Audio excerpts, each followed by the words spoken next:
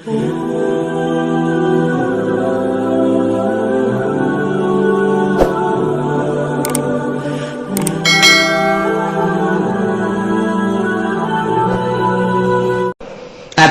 boga anak teh lantaran ieu kehidupan teh kurang pati mantap can mapan lahir deui ka dunia teh kubur besi ngabahayakeun ka harta susah nu mantak instruksi ti Gusti Allah wahai urang Arab cek Gusti Allah macam begeun wala taqtulu auladakum min imlaq ulah rek ngabunuh anak kulantaran rempan sieun besi pakir kulantaran di dieu teh aya min aja imlakin besi pakir lain ngabunuh langsung dikubur bae kumaha kuari lamun digugurkeun besi pakir sarua bae membunuh ngaran atawa kuari mah azlu bae azlu di azlu teh artina begitu dek keluar cai bade cabut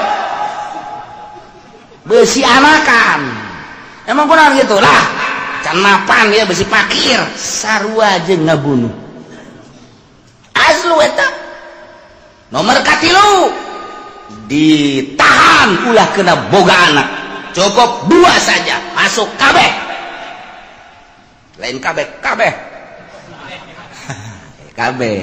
cukup 2 emang kurang bayangkan coba orang kan hanya jadi karyawan yuk atuh kan pendapatan saya kan orang lah iya imah gecan boga ya motor gan kreditan kumaha lamun timbul anak deui ya pokoknya mah besi susah lah ka ditunda tah eta kos kitu teh ngabunuh ngaran dilarang ku agama kabeh larang ku agama mun sieun pakir azlu dilarang ku agama besi pakir mah sieun besi pakir mah kemudian atuh ayeuna mah kitu komo ngabunuh langsung mah menggugurkan besi pakir haram ngabunuh sarua bae aya nu ngabunuh geus kaluar aya nu ngabunuh di jero beuteung keneh aya nu ngabunuh tibahaneun sarua lamun elatna min imlak besi pakir tetep pembunuh keneh bae ngabunuh keneh bae haram hukum emang na urusan rezeki kumaha kitu cek Gusti Allah nahlun narzuqukum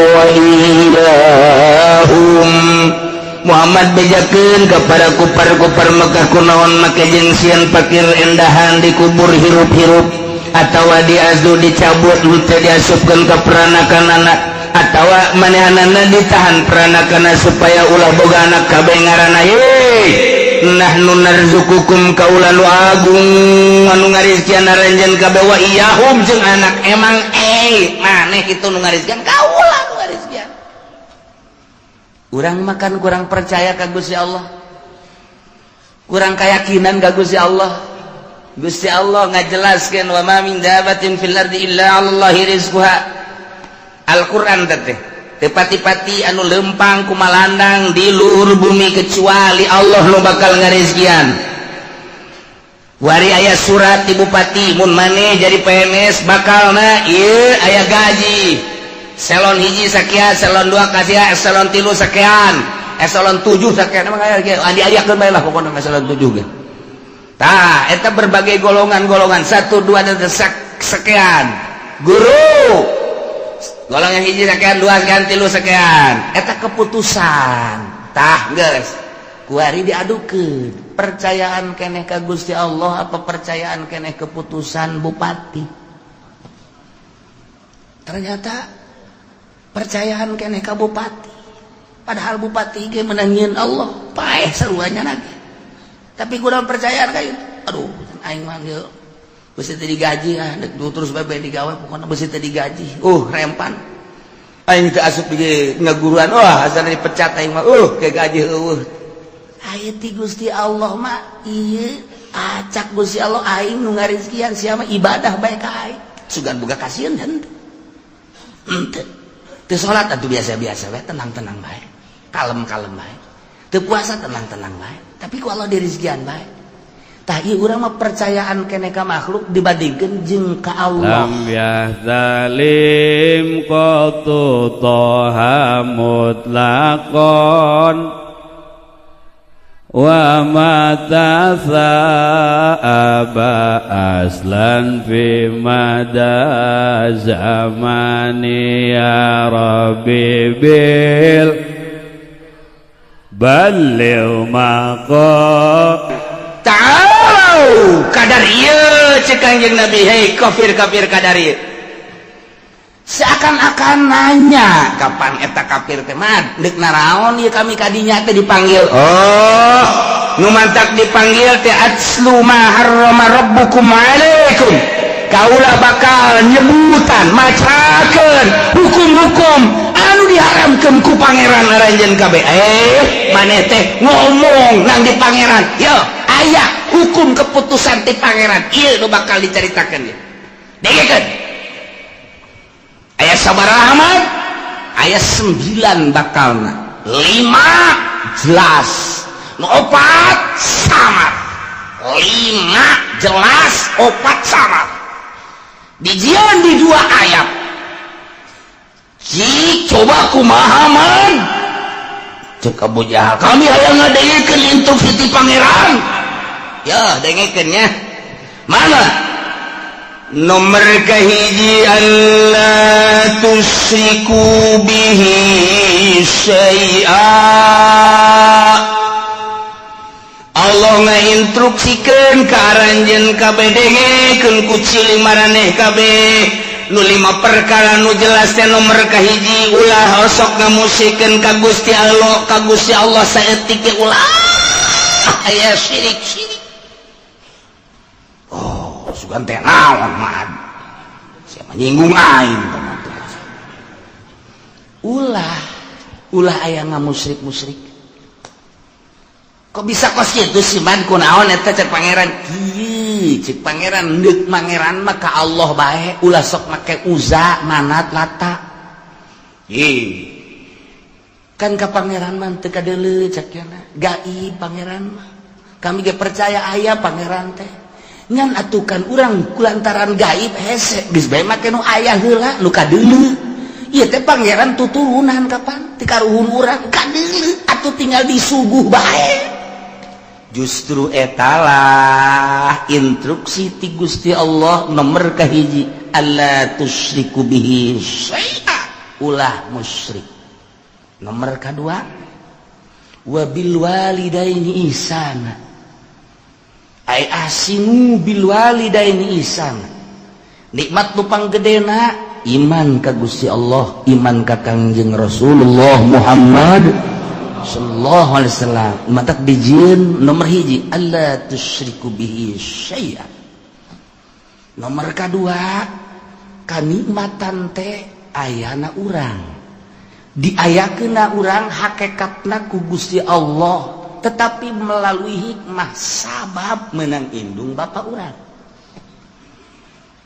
bayangkeun ku otak urang coba cek Kanjeng Nabi urang ti eueuh aya menang hikmah bapak urang totoker tengah peuting nandean indung paparahuannya beres ti kelebu sorry sia nu mana nu ti kelebu tah beres ngandung apan eta mah mawa maneh 8 bulan galibna bayangkeun ku eta naek kana puyeng naek kana ceuli tarorek naek kana irung naek kana bibir teu ngeunah dahar teu ngeunah nginum nu mantak nyana raba-raba mana nu ngeunah cak nyana neuleuh buah ngora cak nyana pasti ngeunah neuleuh cau ngora pasti cak nyana ngeunah neuleuh jambu ngora pasti ceknya nangeunah neuleuh tai ngora pasti ngeunah masa nu ngora-ngora lah eta kan diicip-icip kunaon eta aya manehan kan di jero terus 3 bulan 4 bulan rada deres mulai rada ngeunah deui dahar deka mamada ge make diperhitungkeun mualah lantaran ieu keur hamil ieu keur ngandung pan eta di jero beuteung keneh geus deudeuh indung deuk kondangan deui itu ulah lah cek bapana emang kunaon gitu ulah ieu baja deukeut ya ulah deukeut ge emang kunaon gitu besi kumaha meureun di jero anak lain emang kumaha teu bagus ka deuleuna kunaon gitu lantaran di dewe dihareup sakumaha jelema anu melendam dila di tukang bagus na nu jelas apa lain gitu nu jelas lain gitu deudeuh ka anak besi kaganggu dek nginum ieu ulah lantaran besi mabok di jero dek ngadahar ieu ulah besi mabok di jero dek sare dek naon ge masih diperhitungkeun di jero beuteung keneh geus diperhitungkeun ku indungna masyaallah mulai kuari ke 9 bulan geus siap-siap dek ngalahirkeun antara dua pae hirup jihad jana ya Allah ya Rabbi embung disesar lantaran aya lawang nu khusus nu mantak embung disesar lainna naon mahal 12 juta sedangkeun ieu kan kemampuanna ngan saukur 1 juta 2 juta dipaksa ku dokter kudu disesar bae zalim dokter nu mesti ulah disesar mah haram disesar sebab nyesar mah ngarusak alamun geus mesti terakhir kakara tuh masalah lawangna teu bisa teu mampu ngaluarkeun lantaran ieu adalah melebihi kapasitas sebab waktu asup nama leutik kunaon keluar jadi gede nah ieu melebihi kapasitas tapi kakawasan Allah ja keluar bae keluar bae nu asup mimiti leutik keluar gede masalah masalah teh kok jadi pikiran ulah urusan kakawasan Allah apa warinya ngabeten ngaheujeun borosot alhamdulillah anak aya langsung kunyana dipandian kumaha dukun dan semadi susuan teu meunang aya nyamuk teu meunang aya naon digebegan kunyana kaganggu sare indung pikir ku otak coba aduh langsung nyusu menang sababaraha peuting mah 2 nu nyusuna seuris ya mah heran aing mah nu hiji orok nu kumisan tah mah Pak eta masyaallah nu pamalingan si euneun teh ya cek pamalingan budak eta mah nu nyusu kumisan orok na bae kumisan komo bapana budak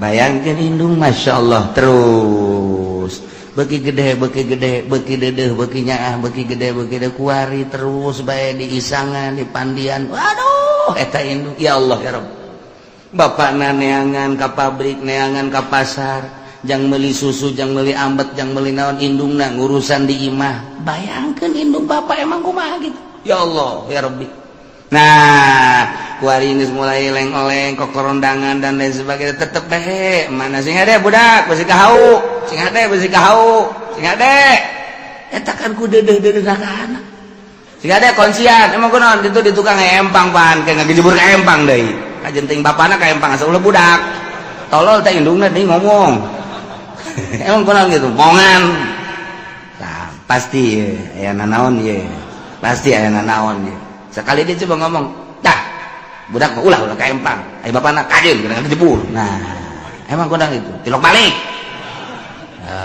berarti nyandung ya bebeja keur nyandung di mana aya lalaki bebeja nyandung atuh meureun mun bebeja teu diizinan si di mana aya nginian ngomongna atuh lakos ditu nu tenang atuh mungkin ngomong sukus itu bang tenang lo budak hese ngomong jeung nyandung mah teu kaharti kitu ku urang berekat aduh lamun hayang nyaho jati diri urang nyandung coba ge hayang nyaho jati diri urang nu asli nyandung beres nyandung mulai guys tuh dulu setan datang nyaho aslina urang setan berarti ya padahal eta kiai tetep ku pamajikan ge setan-setan tuh setan datang tuh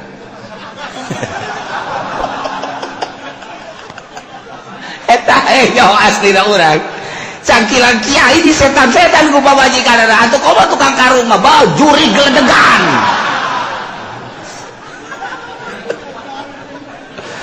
Aduh, geus teu kuat pokona jandung geus. Di setan-setan di juri-juri urang asli na urang kanyahoan ku ari. Oh, berarti aing setan.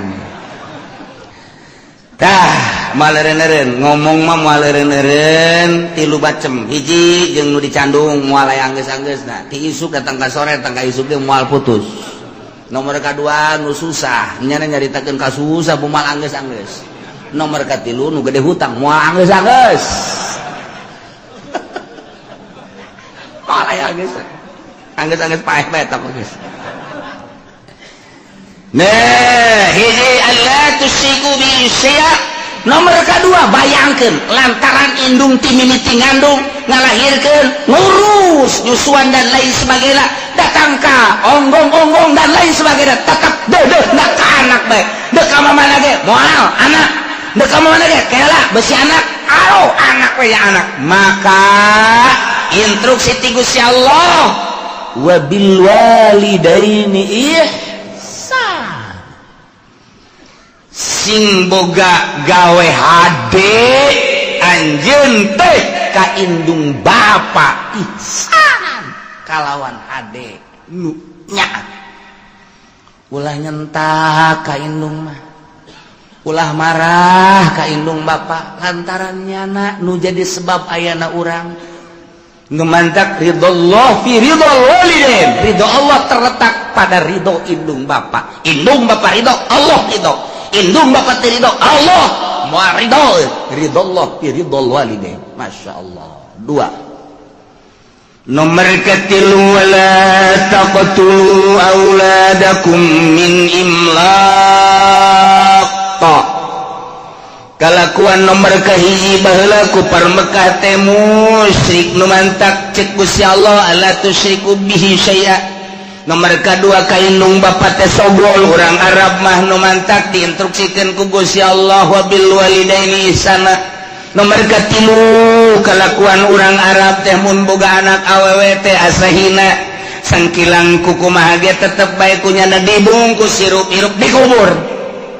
Atawa mun boga anak teh lantaran ieu kehidupan teh kurang pati mantap can mapan lahir deui ka dunya teh kubur besi ngabahayakeun ka harta susah nu mantak instruksi ti Gusti Allah wahai urang Arab cek Gusti Allah mak sampaikeun wala taqtulu auladakum min imlaq ulah rek ngabunuh anak kulantaran rempan sieun besi pakir kulantaran di dieu teh aya min aja imlakin besi pakir lain ngabunuh langsung dikubur bae kumaha kuari lamun digugurkeun besi pakir sarua bae membunuh ngaran atawa kuari mah azlu bae azlu di azlu teh artina begitu dek keluar cai bade cabut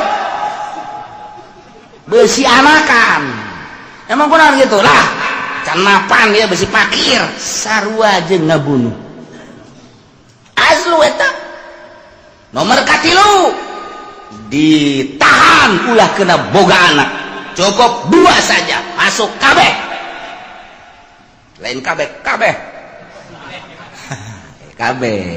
cukup 2 emang kurang bayangkan coba orang kan hanya jadi karyawan yuk atuh kan pendapatan saya kan orang lah iya imah gecan boga ya motor gen kreditan kumaha lamun timbul anak deui ya pokoknya mah besi susah lah ka ditu tah eta kos kitu teh ngabunuh ngaran dilarang ku agama kabeh larang ku agama mun sieun pakir azlu dilarang ku agama besi pakir mah sieun besi pakir mah kemudian atuh ayeuna mah kitu komo ngabunuh langsung mah menggugurkan besi pakir haram ngabunuh sarua bae aya nu ngabunuh geus kaluar aya nu ngabunuh di jero beuteung keneh aya nu ngabunuh tibahaneun sarua lamun elatna min imlak besi pakir tetep pembunuh keneh bae ngabunuh keneh bae haram hukum emang na urusan rizki kumaha kitu cek Gusti Allah nahnu narzuqukum wa iyyahum.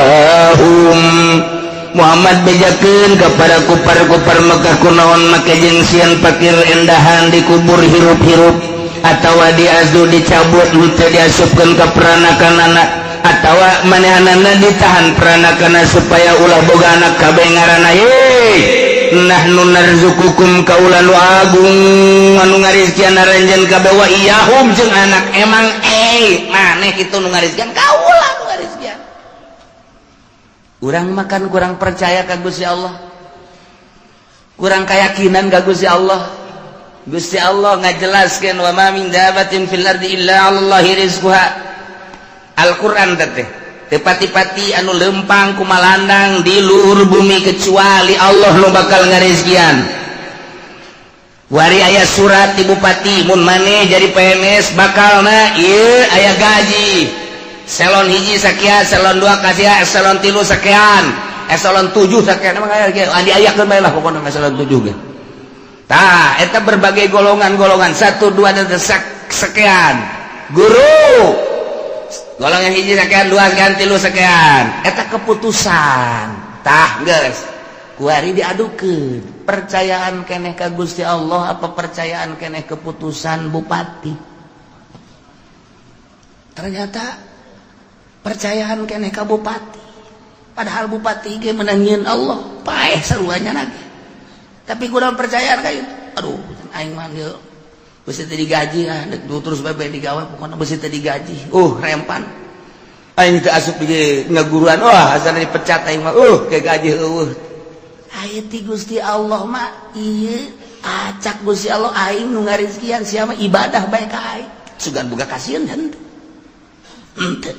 Teu salat atuh biasa-biasa bae, tenang-tenang bae. Kalem-kalem bae. Teu puasa tenang-tenang bae. Tapi ku Allah dirizkian bae. Tah ieu urang mah percayaan keneh ka makhluk dibandingkeun jeung ka Allah. Nu mantak ipis jasa iman. Entek terus aya pendidikan tasawuf. Maksudnya supaya keyakinan ka Allah teh mantep. Dididiklah supaya bergeser keyakinan teh ka Allah setik supaya pol ka Gusti Allah. Engkena boga pol ka Gusti ini berbagai bab ieu keur bab rezeki bae polkeun ka Gusti Allah. Mandak lamun geus bisa pol ka Gusti Allah ti eueuh ka aya nang Allah. Kuari aya diurus ku Allah. Rezeki teh ya geus ditulis memeh urang lahir geus maksum berarti kan geus aya bagianana nu bakal ka urang moal bisa ku batur nu ka batur moal bisa ku urang. Andai kata ku kumpulan sadunya dek menangkeun nu lain urang moal bisa. Nu lain jatah urang kumpulkeun jelema sadunya supaya ka urang moal bisa. Nu bakal lain ka urang tarik ka urang moal bisa. Nu bakal ka urang tahanan ku sadunya moal bisa datang bae. Tah supaya keyakinan kos kitu abe mantap ibadah ka Gusti Allah. Iyalah tasawuf ngaranna. Mulai urang boga keyakinan ka Gusti Allah. Geus aing mah dagang moal, tani moal. Geus deka Allah bae. Aya, teu masalah. Ai sesuai mah jeung kelas teu masalah. Ngan ai teu sesuai jeung kelas ulah. Cek pamajikanana Kak. Pan teu ka warung, lah ka Allah bae pasrah. Ngojek atuh Kak. Ngojek ge sarua teu kurang pasrah ka Allah. Pasrah we ka Allah. Capoe dua poe. Kak, ya urang teu dahar geus kumaha Allah bae. Kieu bae tuh Kak, ai geus kos kieu urusanana kakak-kakak tuh ka Allah kula mah deuk balik itu ulah balik bang. Mangkudan ai butuh pangkasia. Tuh, ai aing dibutuhkeun cek nyana. Ai di paraban teu. Eta ai paraban urusan Allah. Ai butuh urusan aing. Ai puyeng cek nyana ieu kakak. Kita kudu ngaji. Dek nasawuf, dek norekat kudu ngaji. Lamun teu ngaji cilaka. Cilak. Aya pendidikan khusus supaya mantep keyakinan. Nah, urang mun nyaritakeun keyakinan loba macam-macam.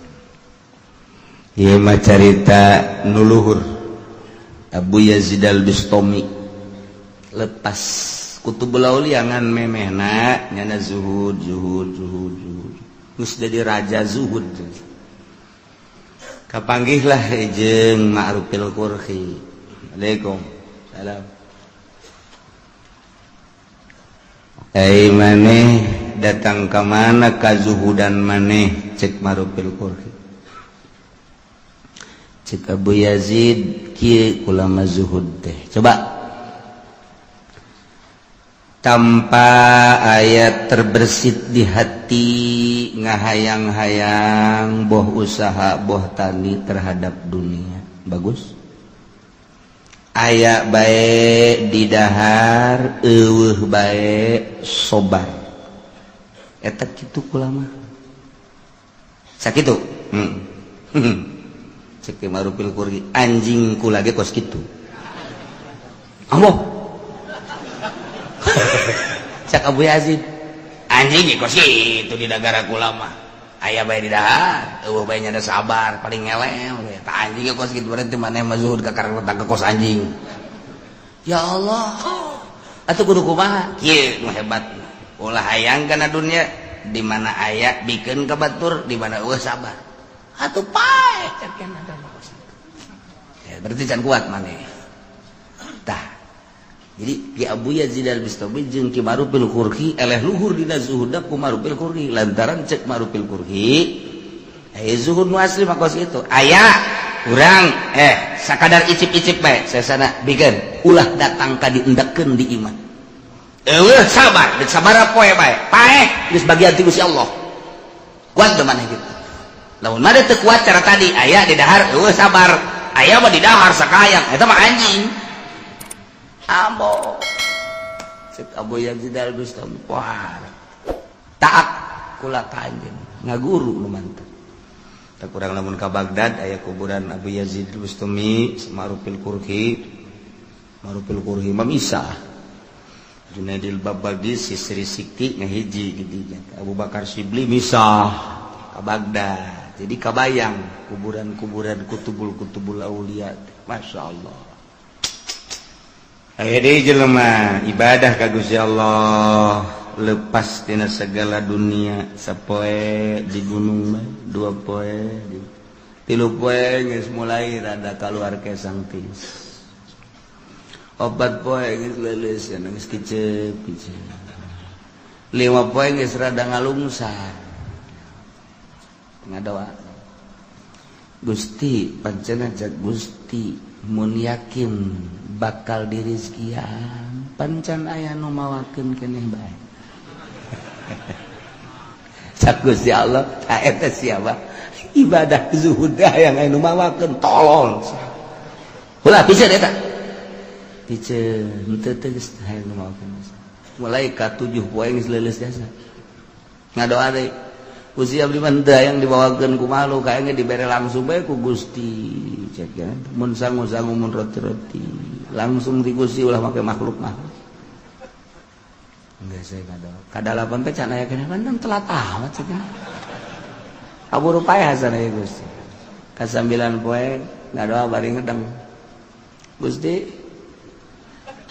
ieu ka makhluk mah dengan ka Gusti mah pandap nyantel terus ieu mah geus teu daya teu upaya ieu mah abdi mah ieu asana sapoe ieu ku Gusti teu dikiriman abdi mah paeh tapi kumaha Gusti bae endahan kieu ilhamna ti Gusti tek rizki maneh poe ieu aya ngan maneh kudu ka kota leupangna geus teu kuat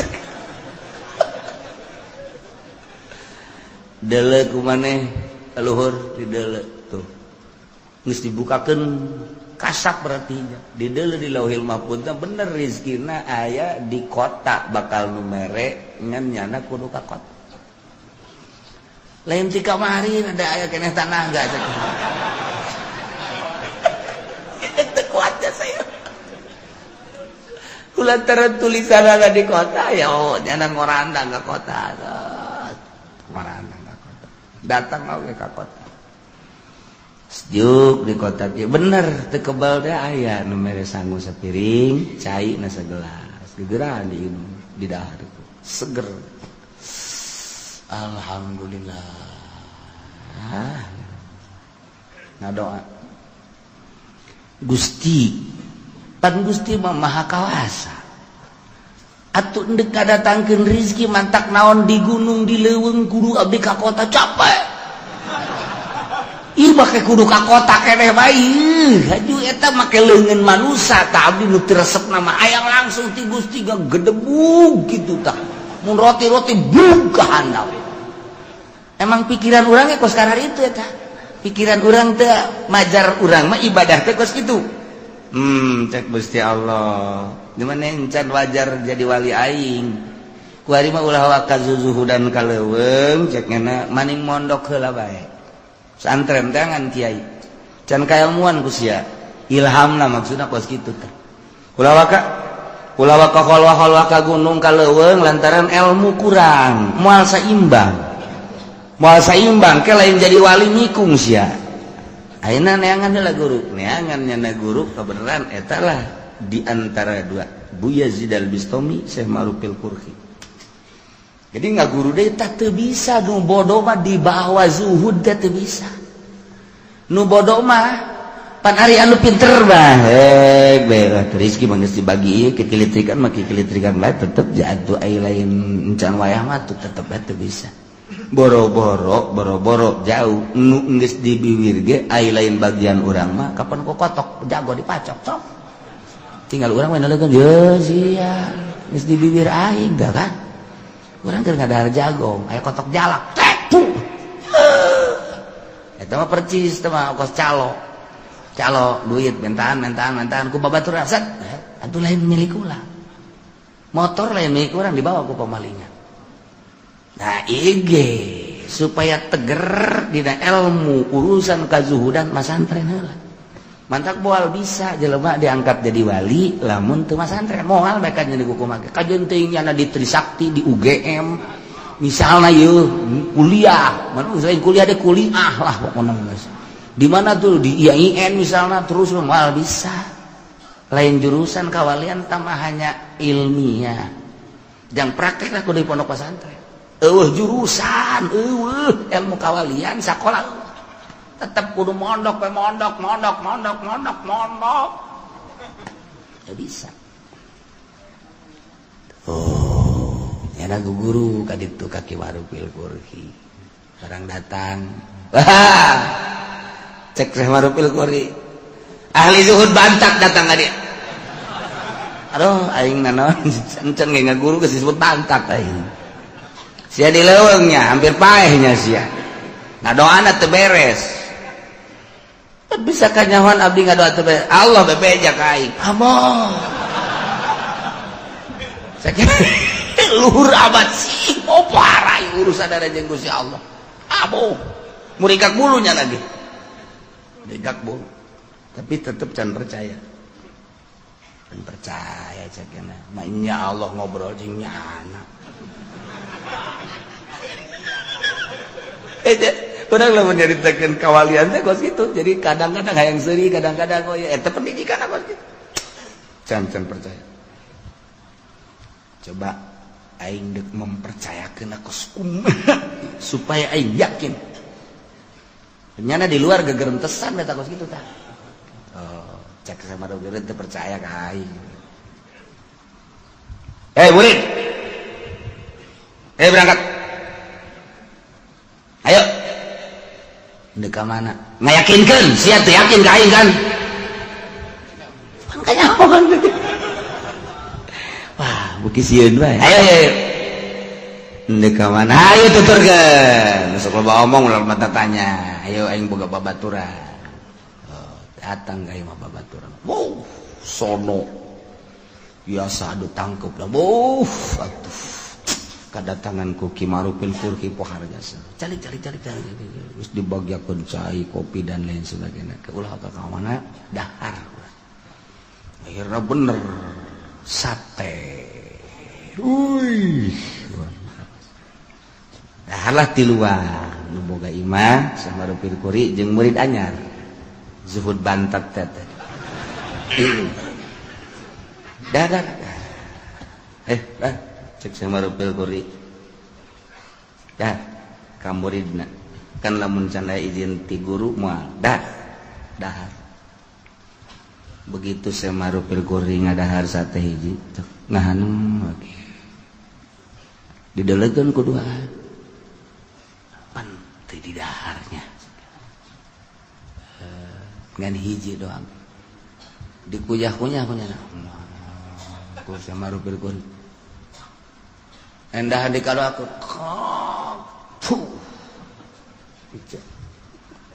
ke sekolah pada pamit baik sok dahar-dahar belum pamit atuh geus pamit tinggal nu duaan urang cenah ieu ngadahar sakilo bana itu teu ngadahar urang ngadahar dilojokeun ieu pan teu beres sih berarti sate teu beres ya kajian kumaha ge sebab Syekh Marupil Kurhi mah lamun beres mah sok dahar bae coba urang tes datanglah ke tukang sate Waalaikumsalam ieu sate kan geus dibayar oh masalah sakian teh menang nang di mana menang meuli nu bener ya bener dang meuli nu bener ya urang lain lalagan urusan mayar 2 kali 3 kali masangan dek dicek ieu embe naon nu sabenerna pan bisa marah gitu kula kadatangan guru kula Syekh Marupil Kurhi kemudian dahar aduh eta satena kunyana diicip-icip ngajeng dibalangkeun teu mungkin lamun ieu teu bermasalah masyaallah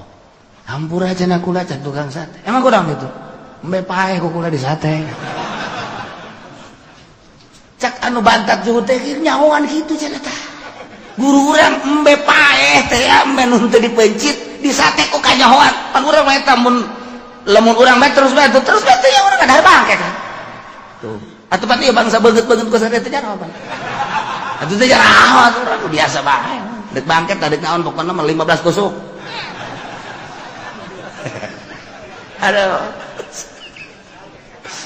aduh atuh Bambang teh kunaon kitu ka tukang sate teh hampura geus pokona jadi kulah yang gede untung aya embe paeh anyar kanyahoan lah geus bisa teh bae guguran datang ka Syekh Marupil Waalaikumsalam dek nyaritakeun embe paehnya ceun geus cahudi bae teh cak muridna mama geus kula yakin ka mama yakin jasa geus kula bakal ngaguru jasa dek ngaguru lantaran geus yakin jasa ngan ieu bae eta nu ngabejaan sa Allah maksudna nu ngabejaan Allah teh kumaha aya atuh mah aing ngobrol terus ya Allah yang cenah aing kos kitulah kutubul aulia lumantar geus hese jaritakeun ada nyana komunikasi terus bae jeung Allah menginum sangat dibejaan ku Allah bedahar dibejaan ku Allah antara halal jeung haram menang ti mana dan lain sebagainya mentak sok aya ngahuleng bedek dahar ge kieu bae engke beusi di lembur urang aya ngahuleng kieu tah bawa ka grogol eta edan anyar eta ayo sekelumit nyaritakeun tentang wali Allah pohara jasa nu bodoh masa dek dijadikeun wali bodoh mentak mun hayang orang diangkat boga derajat tetep kudu masantren teu bisa tuh masantren cenah masantren modern teu bisa masantren modern lain ulah terus sekedar ilmiah jangan ramekeun negara urusan politik bae jurusan-jurusanana urusan agama ngan endek ngajurus ka derajatna salapi teu bisa di modern lain ulah modern teh ngan sebatas beung naon bedana jeung SMA jeung asad dan bedana taruah tama ngan beda ngaran dong sanawiyah eta doang beda da sakit sarupa jang derajat lah tetep we ngantren ieu beusi sing hade di lembur-lembur urang aya anu nurun-nurunkeun ilmu-ilmu kawalian tanya masantrenna di mana heula sabaraha taun masantrenna sebab moal diangkat jadi wali lamun teu pinter moal anti jasa hiji alla tusyriku bihi syai'a dua wa bil walidaini ihsana tilu wala taqtulu auladakum min imlaq yakinkan nahnu narzuqukum wa iyyahum apa wala taqrabul fawahisha ulah sok deketan bangsa fawahis kabair zina deket bae ulah komo zina nginayahan kana cacak-cacak deket ulah tu komo zinahna kitu keneh pemabokan kitu keneh perjudian mazhar minha wa ma baton tegasna nu lahir nu ebreh wa ma baton jeung nu samar ari karena Allah mah pasti bae sih pan aya nu kieu ye jelema teh anu kieu aya anu wani nonton orkes teater lamun sasaha lamun aya sasaha mampu aya nu kos kitu aya nu wani aya saha saha wani bae waduh eta mah geus mempersiapkeun diri ka neraka tah jelas ieu mah di deuleuh lagi nya kayak nu teh we nya nu teh oh aya moal emang bener loba nu wau ih lamun aing nadi ditu mah di Pandeglang nu wau aing daek nonton orkes aya di dieu mah mun aing di jadi ustad-ustad ku batur ih ieu ustad aing teh kiai mah aku nonton orkes tapi lamun di Pandeglang aing nyumbang lagu guys pokona mah ya Allah tak eta teh kos kitu neraka keneh sebab nyana berarti ninggalkeun maksiatna lain lillah karena manusia tuh gitu kan nonton TV teh di loba jelema embung mungus kieu bae haram giliran di kamar kieu bae sorang what tenang sorangan bae di kamar blontak kiai tolol jadi ai mazharo mah bener bisa dijaga wa ma batonna nu henteu itu ari di loba jelema mah mun ka HP ge haram ya haram eueuh jelema bae